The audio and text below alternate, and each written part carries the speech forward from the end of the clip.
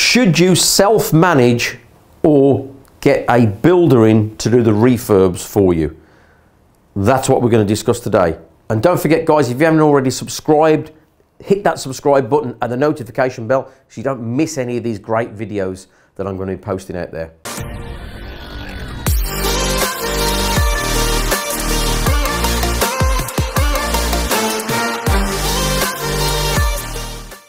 So a lot of you have been in touch with me and asked, Nick, if I'm flipping a house, do I get one builder to do the whole lot, or do I self-manage all the trades? Okay, so let's explore that a little bit today and find out. So self-managing, okay, so this will be the cheaper option, but it will also be the most time-consuming option. So it really depends how much time you've got on your hands.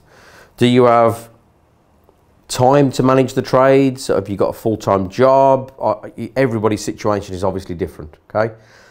If you do have the time, initially in your early stages of your property investing career, I would say go the self-managed route, because you'll learn so much about the trade, you'll learn so much about what you can and what you can't do, you'll learn how much things cost, and also what it means is that further down the line, builders won't be able to blag you or pull the wool over your eyes, okay? So you'll know exactly if they're telling the truth or not further down the road when they give you a price for something to do, because you'll be able to say, actually, you know what, that's not right, because you know exactly how it's done, okay? So if you've got the time and you've got the patience, then I would certainly say do a self-managed project initially so that you learn all about it, okay?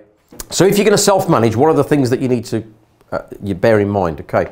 So you're going to need to find an electrician, you're going to need a plumber, you're going to need a carpenter, you'll need a kitchen fitter, and you'll need a plasterer. And then finally, you'll need a painter and decorator, okay? Okay, so if you look at it there, we've got 6 trades that you need to manage. It's not a lot, okay? So all you would do is get each of these individual trades in, ask them for a quote based on what you want to do. So it depends on the property. You know, you're taking it back to brick. Do the electrics need changing? And if you've watched some of my previous YouTube videos, you'll see that as we go around properties, we explain exactly what needs doing. So if you haven't already watched those, go back and watch those, because they're really useful. So each property, we look at it on its own merits, what needs to be done, and then we decide then, okay, we're going to change the electrics, or at least we're going to get an electrician in to tell us if the electrics need to be changed, okay? You'll see on some of the videos I've gone around and I've thought that actually the electrics don't need changing. But as we've taken fixtures off the ceiling or plugs off the wall, we've realised actually it's really bad and it does need changing. So this is typically what you're going to need. So electrician, a plumber to do reworking of your pipe work. Maybe you're going to have a new bathroom and shower to be installed. So you'll need a plumber. You'll need a carpenter. So normally you're going to be needing new doors and architraves and skirting. So you'll get a carpenter for that. A kitchen fitter. Kitchen fitter is different to a carpenter.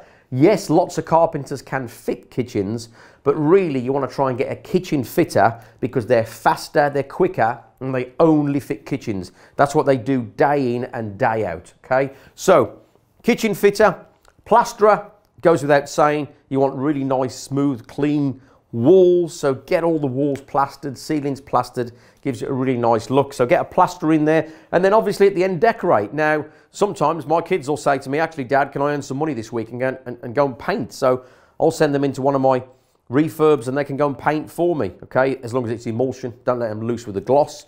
So yeah, so that's really all you need. So you're effectively managing a maximum really of 6 trades. Of course, if you're going to be doing loft conversions and extensions, then we're talking about a whole new ball game. And if you're new to this, I wouldn't recommend that you start doing extensions and loft conversions for your first 2 or 3 properties. So stick to the basics, stick to a flips. That's what you need to do on a self-manage, okay? So second option is you just get a builder in, a main contractor, and then they do all of that for you, okay? And they give you one price, one time frame, and then you just let them get on with it. So the choice is yours.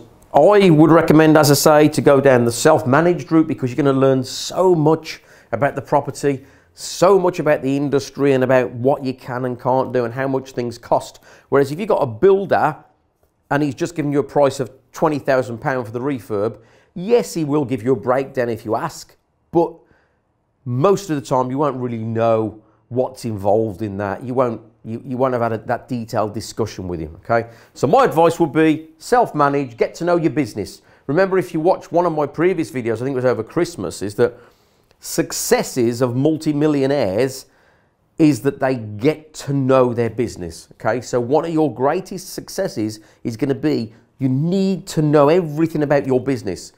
And if your business is buying and selling property and flipping it, or even buying, selling and refurbing and refinancing, you still need to know everything about it, okay? So get to know everything about your property business, learn it inside out, and this is a great way that you can learn everything about it, okay? So that's all for today, guys. Hope that was useful. As usual, don't forget to put all your comments down below. And that's it. So I'll see you on the next video.